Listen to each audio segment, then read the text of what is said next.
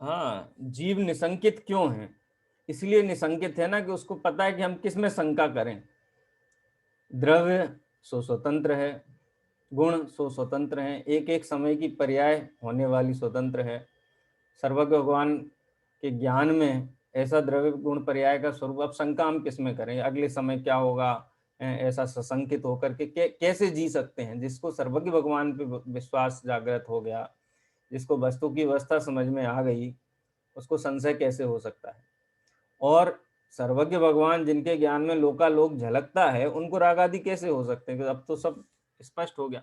ये चर्चा हम कई बार सुनते हैं, कई विद्वानों के मुंह से भी सुनते हैं, पाठशाला पढ़ाने वाले जो शिक्षक है उनके मुंह से सुनते हैं कि पहले वितरागता होती है कि सर्वज्ञता होती है।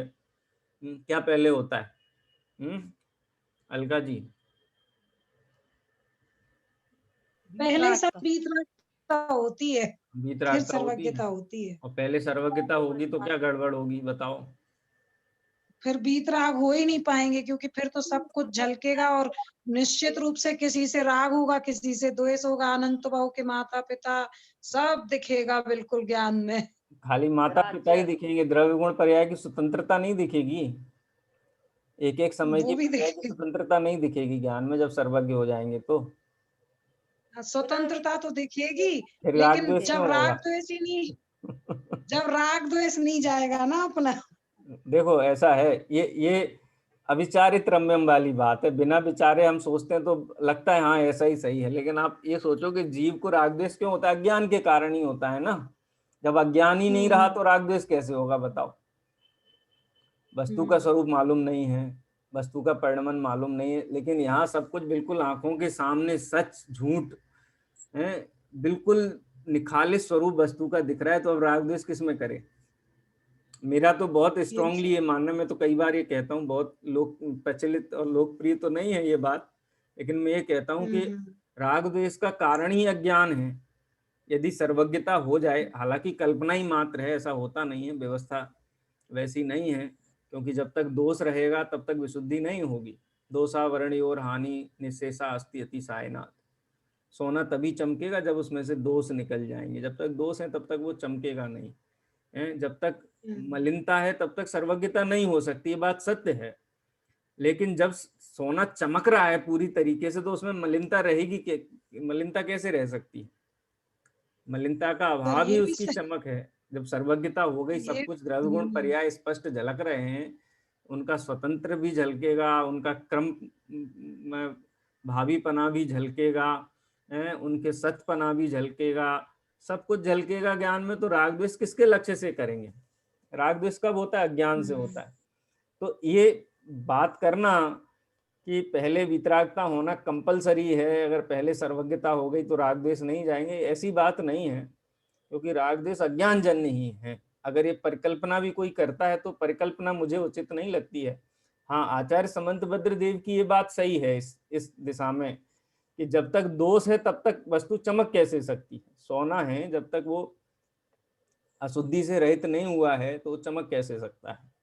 और जब चमक ही रहा है तो फिर अशुद्धि कहाँ है उसमें? जब सर्वज्ञता हो ही गई तो फिर राग द्वेष के लिए तो कोई स्थान बचेगा ही नहीं होने के लिए, क्योंकि राग द्वेष तो अज्ञान जन्य है, भूल जन्य है, भूल ही नहीं रही कोई, तो राग द्वेष कैसे होगा? ये भी एक एंगल है सर, इस एंगल से नहीं सोचा कभी। यहाँ ये ये एंगल स्वतंत्रता भी सब नहीं, कुछ अगर ये एंगल आप स्वीकार नहीं करो तो शास्त्र अभ्यास प्रयोजनहीन हो जाएगा। प्रयोजनहीन हो जाएगा। अगर हम ये माने कि ज्ञान पूर्ण होने पर भी राग रह सकता है, तो शास्त्र अभ्यास किस लिए करते हैं? सही है। इसलिए एक स्वाध्यायी को बहुत व्यापक होकर के विचार करना चाहिए, कहे हुए के अंदर भी झांकना चाहिए, क्योंकि ये भव के अभाव की बात है। हम उस बात पे, ऐसी बातों पे हम विचार नहीं करते हैं तो हम वस्तु स्वरूप के प्रति बहुत गंभीर नहीं है, उसके चिंतन के प्रति गंभीर नहीं है। और जब तक चिंतन के प्रति गंभीर नहीं है तो उसका जो प्रतिफल है, दर्शन ज्ञान चारित्र की शुद्धता, वो कैसे उपलब्ध होगी? खैर, ये बिंदु ख्याल में आया ना कि यथार्थ संपूर्ण वस्तु का स्वभाव नहीं जानता तब रागादि रूप होकर के प्रवर्तता है। बोलो इस लाइन का क्या अर्थ है?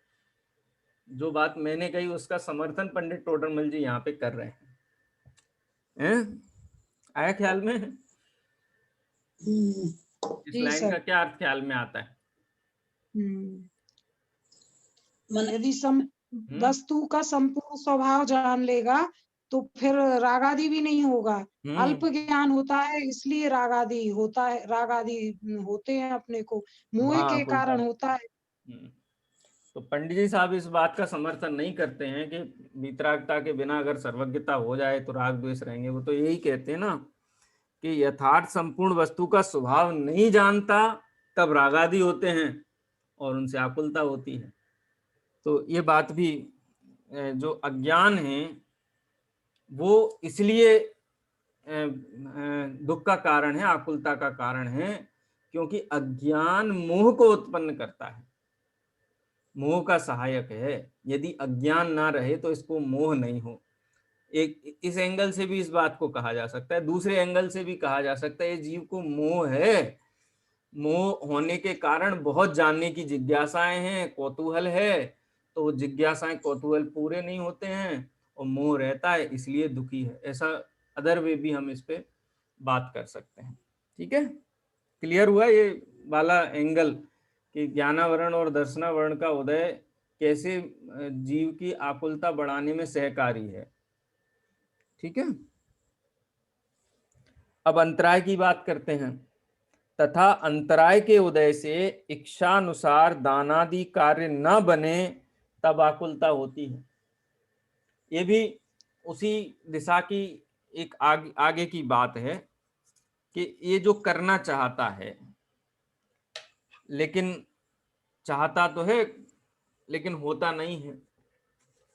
क्यों? अंतराय कर्म का उदय है, दान लाभ भोग उपभोग, जो 5 उसके जो भेद बताए हैं, तो वो कार्य नहीं बनते हैं और मोह का उदय है।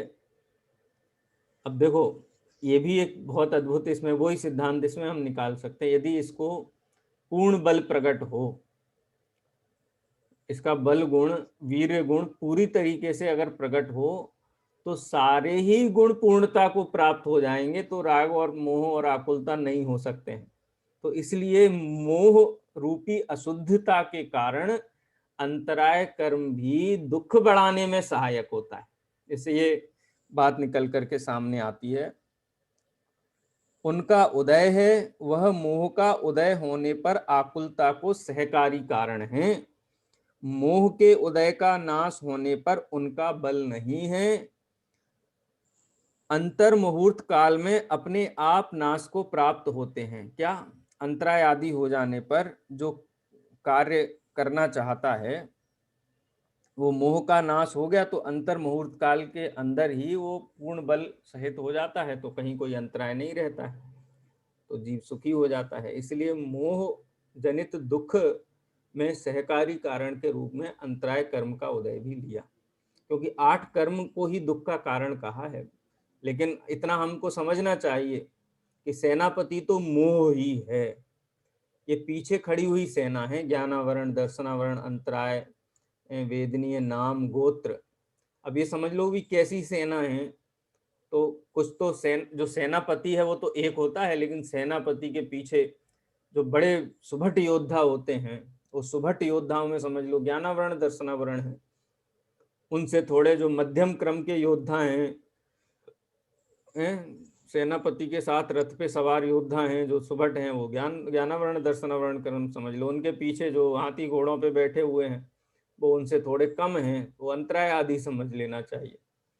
और पीछे पैदल सेना खड़ी हुई है, उनका तो कुछ नहीं है। पैदल सेना तो वास्तव में बल प्रदर्शित करने के लिए होती है कि हाँ इतनी बड़ी सेना है, गिनती बढ़ाने के लिए होती है। उनका युद्ध की जीत हार में किसी को श्रेय नहीं मिलता है, वो तो महारथियों को ही मिलता है, रथियों और महारथियों को ही मिलता है। पैदल सेना को कभी किसी युद्ध में श्रेय मिला हो तो बताओ? कभी नहीं मिलता है।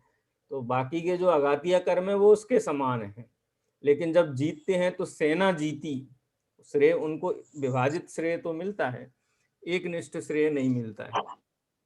तो वही चर्चा यहाँ पे, मोह तो सेनापति है, बाकी सहकारी हैं।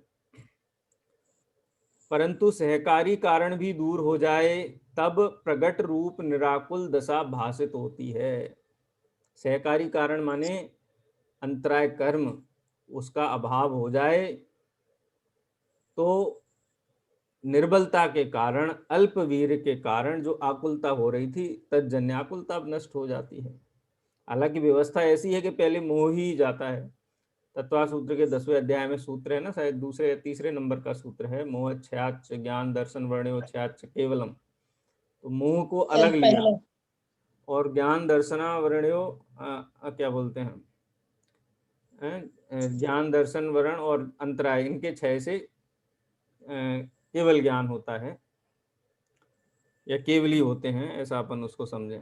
वहां केवल ज्ञानी भगवान अनंत सुखरूप दशा को प्राप्त कहे जाते हैं, माने अंतराय रूप सहकारी कारण के मिट जाने पर सुखी जीव होता है। अब अघातीय कर्मों की बात करते हैं। तथा अघाती कर्मों के उदय के निमित्त से शरीर आदि का संयोग होता है। देखो सबको, देखो होता है ना, जैसे किसी के यहाँ शादी हो और बाराती आते हैं सब, तो क्या सभी बारातियों का एक जैसा स्वागत होता है, एक जैसा सम्मान होता है, एक जैसा सोफा दिया जाता है? बोले सबको नहीं दिया जाता है। लेकिन बाराती नाम तो सबका है, ऐसे ही कर्म नाम तो सबका है, लेकिन सबका वेटेज एक जैसा नहीं है। तो अघातीय कर्मों का वेटेज तो बहुत कम है, बहुत अल्प है। अघातीय कर्म तो वास्तव में दुख के सहकारी कहना भी थोड़ा अघातीय कर्मों के साथ अन्याय जैसा हो जाएगा। भले ही अज्ञानी जीव सुख दुख का 100% कारण अघातीय कर्म को ही मानता है। अच्छे संयोग सुख का कारण है, प्रतिकूल संयोग दुख का कारण है, लेकिन संयोग सुख दुख के कारण नहीं है, इसकी प्रत्यक्ष झांकी तो हम समोसरण में देखते हैं। केवली भगवान, इतना महान पुण्य का उदय उनका होता है, असंख्यात देवी को, ऐसा कौन सा चक्रवर्ती है जिसके पास असंख्यात सेवक हों? नहीं होते हैं। तीर्थंकर के पास होते हैं, असंख्यात सेवक होते हैं, और सेवक भी कोई साधारण नहीं है, असाधारण सेवक होते हैं। सौधर्मिंद्र आदि सेवक ही हैं, और क्या है, वो स्वयं ही कहते हैं, अपने मुख से इस बात को स्वीकार करते हैं, असंख्यात देवी देव सेवा में लगे होते हैं, लेकिन उनके संयोग से सुखी हैं क्या? ये हम एक भी क्षण स्वीकार नहीं कर सकते हैं कि इस संयोग के कारण वो सुखी हैं। वो सुख का कारण तो हम उनके अनंत चतुष्टय को ही मानते हैं। तो अघातीय कर्म सुख दुख में सहकारी कारण बहुत उपचार से, अपन अगर नए की भाषा में कहें तो असद्भुत व्यवहार नए से है। अघाती कर्मों के उदय के निमित्त से शरीर आदि का संयोग होता है। वहां मोह कर्म का उदय होने से शरीर आदि का संयोग आकुलता को बाह्य सहकारी कारण है। शरीर आदि का जो संयोग है, मोह कर्म का उदय है, और उदय होने पर देह में ममत्व बुद्धि है, देह को कुछ भी तकलीफ होगी तो हम दुखी हो जाएंगे। एक छोटी सी फांस भी लग जाए, फांस तनक सी तन में साले, चाह लंगोट, ये चाह दुख का कारण है। ये जो फांस है मोह की, तो शरीर आदि का संयोग है, वो बाह्य कारण है, उस मोह में निमित्त कह सकते हैं। अंतरंग मोह के उदय से रागादिक हों और बाह्य अघाती कर्मों के उदय से रागादि के कारण, कौन से कारण? सब उपचार कारण है। रागादिक का संयोग हो तब आकुलता उत्पन्न होती है। ये भी एक जबरदस्त सिद्धांत इसमें है। जैसे आप किसी को, ये बात अपन पहले भी कर चुके हैं, कि कोई कहे कि मुझे बहुत गुस्सा आ रहा है, तो हम पूछते हैं किस पर आ रहा है, तो बोले हमें बस आ रहा है, किसी का मतलब किसी पे नहीं आ रहा है, बस आ रहा है। तो कभी ऐसा हुआ आपके साथ, आपको गुस्सा आया हो लेकिन किसी पे नहीं आया हो, बस गुस्सा ही गुस्सा हो और आगे पीछे उसका कोई निमित्त भूत कारण ना हो? किसी को आया हो तो बता दो, तो अपन उसका थोड़ा गहराई से विश्लेषण करें। लेकिन ये बात तो परम सत्य है ना, कि क्रोध किसी न किसी लक्ष्य से आता है। वो लक्ष्य माने कोई पर वस्तु, पर संयोग, और वो पर संयोग क्या है? वो अघातीय कर्म के उदय से उदयभूत सामग्री है। लेकिन क्रोध उस वस्तु के लक्ष्य से आया है, फिर भी क्रोध अपनी कमजोरी है, और वो अपनी कमजोरी में अगर सीधा सीधा निमित्त देखा जाए, निमित्त सीधा सीधा देखा जाए, तो चारित्र मोहनी कर्म का उदय है ना ख्याल में? तो ये ट्रायंगल बन गया, जीव, चारित्र मोह और अघातिया कर्म का उदय।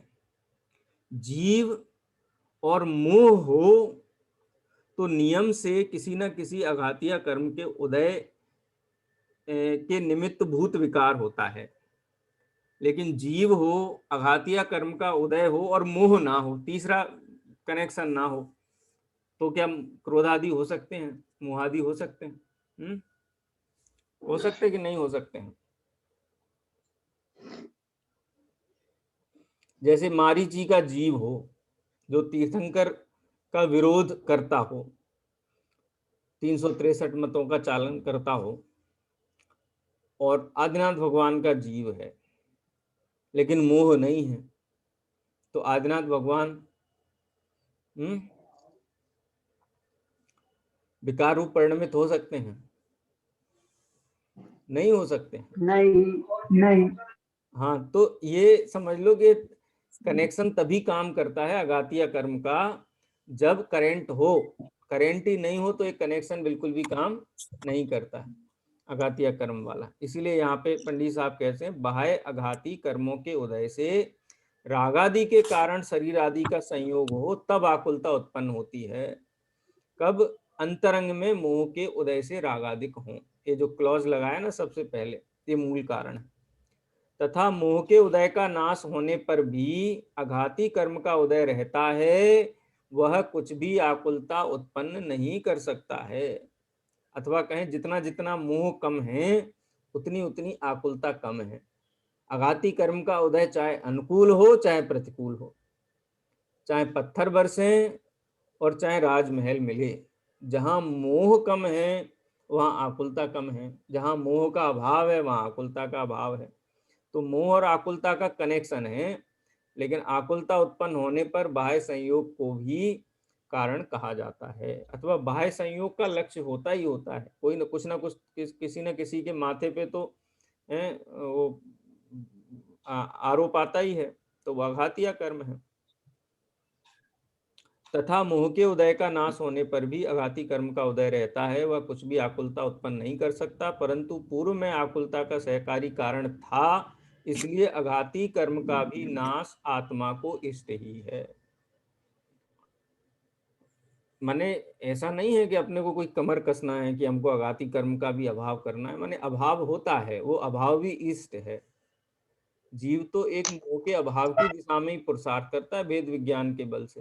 क्या नहीं, ये शरीर के अभाव के लिए कुछ अलग करना पड़ेगा, संयोग के अभाव के लिए कुछ अलग करना पड़ेगा, कारमाण शरीर के अभाव के लिए कुछ अलग करना पड़ेगा, तेजस कर्म का तेजस शरीर के अभाव के लिए कुछ अलग, ऐसा अलग कुछ नहीं करना है।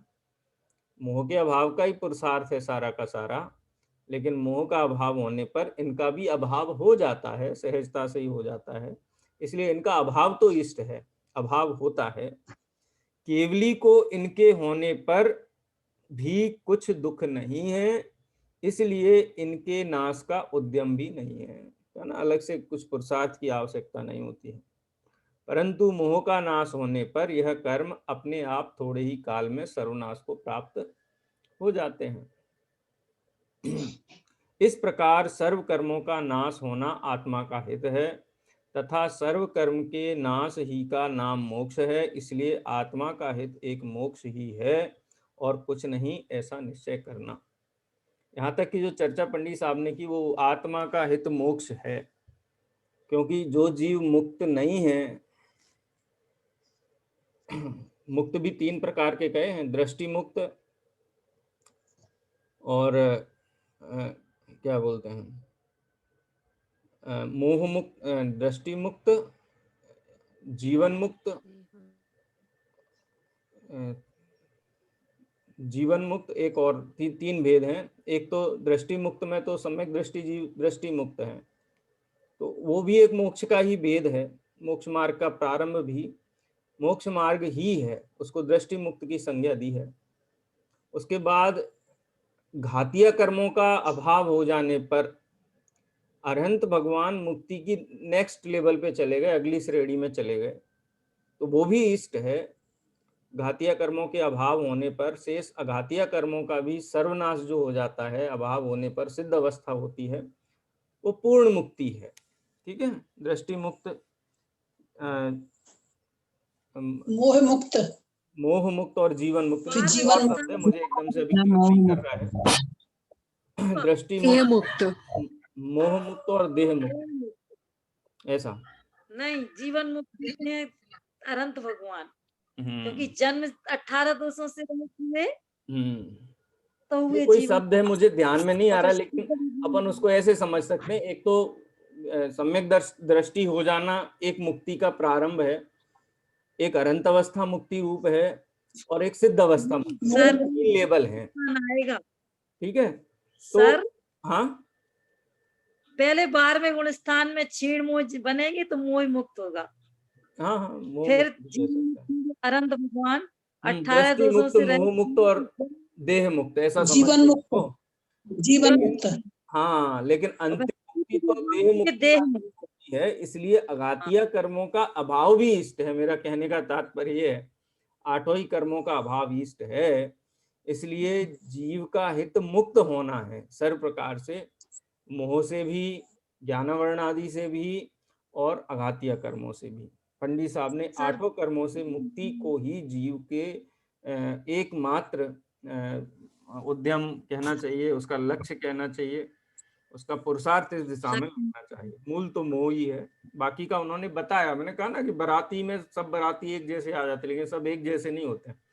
कर्म हम कह देते हैं, लेकिन सब कर्म एक जैसे नहीं है। मोह कर्म और आयु नाम कर्म, आयु कर्म, नाम कर्म, गोत्र कर्म, वेदनी कर्म और मोह कर्म। तो मोह कर्म एक बहुत बड़ा स्टेक होल्डर है जीव के दुख का, और अघातीय कर्म तो कुछ भी नहीं है। अनंत अवस्था में अघातीय कर्म के होने पर भी जीव को किसी प्रकार की दुख और आकुलता नहीं है। कुल मिलाकर के जीव को कर्म मुक्त होना ये इष्ट है, और इसका उद्यम उसे करना चाहिए। कर्तव्य का यहाँ पे ज्ञान कराया गया है। देखो, ये प्रश्न क्यों उठाया यहाँ पे कि कई जीव ऐसा समझते हैं कि सुखी तो संसार में भी हो सकते हैं। अच्छे कर्म करो, देव पूजा, गुरु उपासना, स्वाध्याय, संयम, तप, शुभ भाव रूप परिणमन करो, पुण्य का, बहुत सारे पुण्य का संग्रह करो, और संसार में यही सुख है। कई लोग कहते हैं संसार मोक्ष क्या है, सब यही है, यही संसार है, यही मोक्ष है, यही स्वर्ग है, यही नरक है। आप जैसे परिणाम करते हैं, जैसा जीवन यापन करते हैं, उसके अनुसार आपको फल मिलता है। तो क्या संसार में भी जीव सुखी है? संसार में भी जीव को सुखी कहा जा सकता है, क्योंकि मुक्ति की अनिवार्यता कई है। तो पंडित साहब ये भी स्पष्ट करते हैं कि यदि ये इस कल्पना में पड़ा हुआ है कि नहीं, संसार में भी तो है ना, स्वर्गों में संशय संशय नहीं, स्वर्ग तो मिलेगा, फिर बाद में मोक्ष मिल जाएगा, तो पहले तो सुख का प्रारंभ हमारा स्वर्गों से ही हो जाएगा, और फिर को सुख। देखो, स्वर्ग सुख तो ऐसे हैं कि भाई, माने कल्पना जो करता है ज्ञानी जीव कि स्वर्ग का सुख तो ऐसा है कि शुरू होगा और देव पर्याय जाएगी तो खत्म हो जाएगा। लेकिन मोक्ष सुख ऐसा है कि शुरू होगा और खत्म नहीं होगा। ऐसी दोनों में तुलना करता है। तो क्या मात्र लेंथ ऑफ टाइम वाला ही दोनों में अंतर है, या फिर देवादि गति के सुख सुख है ही नहीं, उनको तो बहुत स्थूल उपचार से सुख कहा गया है? ये पंडित साहब यहाँ सिद्ध करते हैं। अगर कहीं मन के अंदर ऐसी भ्रांति है कि संसार के किसी कोने में सुख मिलता है, ऊर्ध्व लोक में, कल्प विमानों में अगर सुख मिलता है, तो ये मिथ्या कल्पना भी त्याग करने योग्य है। यदि हम मुक्ति के अलावा किसी अन्य में सुख की कल्पना करते हैं तो कल्पना खोटी है। इसी बात को पंडित साहब यहाँ प्रारंभ करते हैं। यहाँ कोई कहे संसार दशा में पुण्य कर्म का उदय होने पर भी जीव सुखी होता है, इसलिए केवल मोक्ष ही हित है, ऐसा किस लिए कहते हो? अरे कई लोग तो वितरागता का उपदेश, मोक्ष का उपदेश कहते हैं, ये उपदेश तो मुनियों के लिए, श्रावकों के लिए नहीं है। श्रावक तो स्वर्ग तक ही जा सकते हैं, मोक्ष तक नहीं जा सकते, इसलिए उनको पुण्य का उपदेश दो। और मुनि हैं वो मोक्ष तक जा सकते हैं, इसलिए उनको वितरागता का उपदेश दो।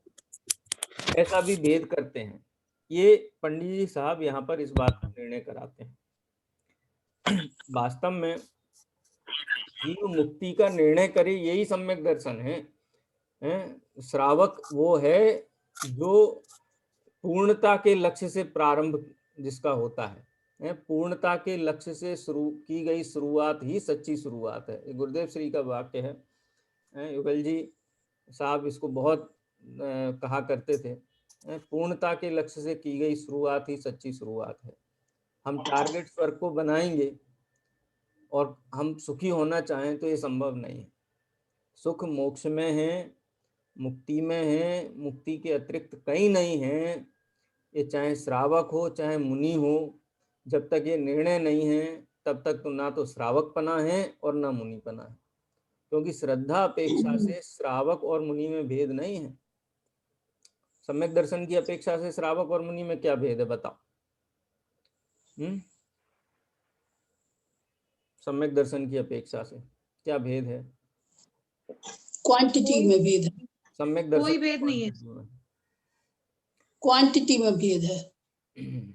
अच्छा, राजा ऋषभदेव का क्षायक सम्यक दर्शन और मुनि ऋषभदेव का क्षायक सम्यक दर्शन, दोनों क्षायक सम्यक दर्शन में क्या भेद है बताओ? में अंतर नहीं होता। मुनि अवस्था में प्रचुर संवेदन है, नहीं होता। अरे चारित्र मैं में संवेदन की बात नहीं कर रहा हूँ, मैं तो श्रद्धान की बात कर रहा हूँ खाली। एक से ही कोई होता। अंतर नहीं होता है। संवेदन तो चारित्र वाली बात हो गई। कोई अंतर नहीं होगा सर। बाल बराबर भी अंतर कोई नहीं है। अंतर नहीं। बाल बराबर भी अंतर नहीं है। क्यों? का छायक सम्यक दृष्टि हो तो भी अंतर नहीं आएगा। छायक सम्यक दर्शन की अपेक्षा से तो जैसा चतुर्थ गुण स्थान, जैसा राजा ऋषभदेव का अपने दरबार में बैठे हुए जनता के हित में कार्य करते हुए सम्यक दर्शन की जो निर्मलता है, श्रद्धा की जो निर्मलता है, या जो थी उस समय, आज से असंख्यात वर्ष पहले सिद्धालय में विराजमान आदिनाथ भगवान जो सिद्ध भगवंत हैं, उनके छायक सम्यक दर्शन में बिल्कुल भी अंतर नहीं, किसी अपेक्षा से अंतर नहीं है। किसी भी अपेक्षा से अंतर नहीं है सम्यक दर्शन में, है ना। तो श्रद्धा तो चाहे वो श्रावक अवस्था की श्रद्धा हो, चाहे मुनि अवस्था की श्रद्धा हो, चाहे केवली अवस्था की श्रद्धा हो, और चाहे सिद्ध अवस्था की श्रद्धा हो, इन तीनों ही श्रद्धाओं में शास्त्र में कोई भेद नहीं बताया है। भेद कहाँ है?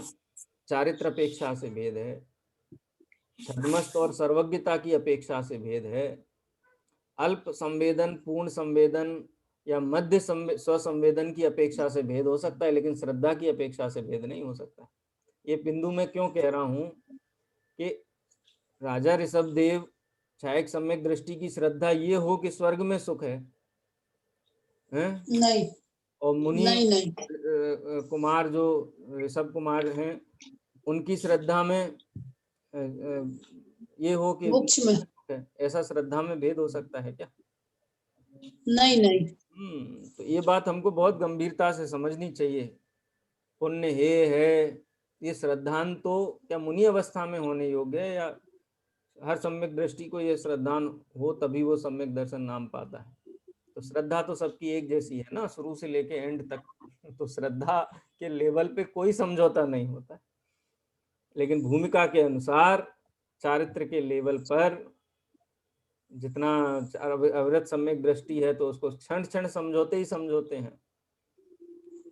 पंचम गुण स्थानवर्ती जीव है, अब वो सब जगह समझौता नहीं करता है, दृढ़ चारित्र पालन करने का भाव रखता है और भूमिका अनुसार अपने नियमों को बढ़ाता जाता है। अणुव्रत, गुणव्रत, देशव्रत, इनकी तरफ बढ़ता जाता है। मुनि है तो वो और भी कहना चाहिए तीक्ष्णता के साथ में, सूक्ष्मता के साथ में वो भूमिका के समझौतों को स्वीकार नहीं करते हैं। और अनंत भगवान की तो बात ही क्या है, सिद्ध भगवान की तो बात ही क्या है।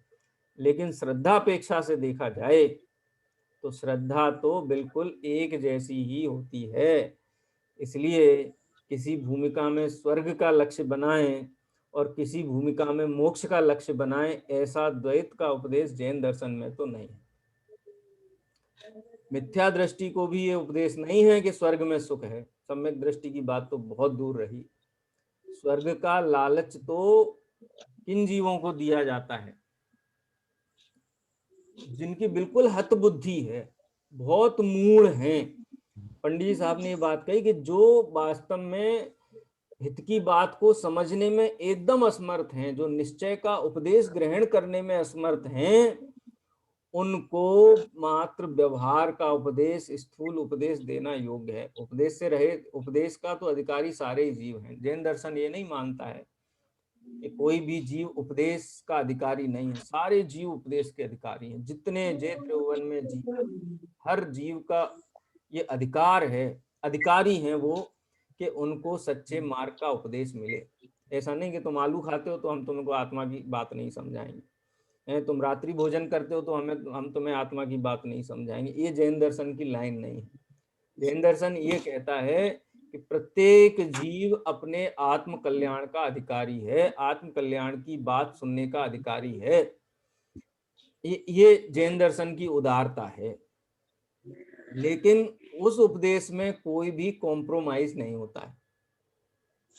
उपदेश में कॉम्प्रोमाइज नहीं होता है। श्रद्धा सम्यक दृष्टि की, चतुर्थ गुण स्थानवर्ती की हो, पंचम गुण स्थानवर्ती की हो, तो ये बिंदु बहुत महत्वपूर्ण हो जाता है कि संसार दशा में पुण्य कर्म का उदय होने पर भी जीव सुखी होता है, इसलिए केवल मोक्ष ही हित है, ऐसा किस लिए कहते हो? श्रावकों के लिए तो स्वर्ग मिल जाए वही बहुत बड़ी बात है, तो उनको थोड़ा स्वर्ग का, थोड़ा सदाचार का, थोड़ा शुभ भाव का, थोड़ा पुण्य कमाने का उपदेश दिया जाए, तो वो बात स्वीकृत नहीं है जैन दर्शन में। वो समाधान में चर्चा आगे करेंगे उदाहरण के माध्यम से। अभी थोड़ी क्लास शुरू की है इसलिए मैं बहुत फास्ट नहीं जा रहा हूँ। आगे बहुत अच्छे अच्छे विषय हैं, उनके ऊपर अपन चर्चा करेंगे। हम अपना दृष्टिकोण कैसे व्यापक बना सकते हैं, पंडित साहब बहुत अच्छे बिंदुओं से यहाँ बातें रखते हैं, उनको थोड़ी गहराई से हम देखते हैं तो बहुत सारी हमारी भ्रांतियाँ टूटती हैं। इसकी चर्चा अपन कल करेंगे। कोई प्रश्न हो तो आप पूछिए, समय हो गया है।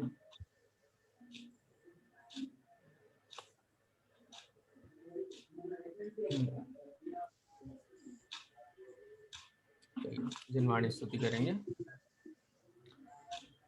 निज निधि निज में बताई है, अनंत उपकार है, इसके लिए जिन वाणी माँ को वंदना सत बार है, वंदना सत बार है। तो दासांग जिनवाणी माता की जय।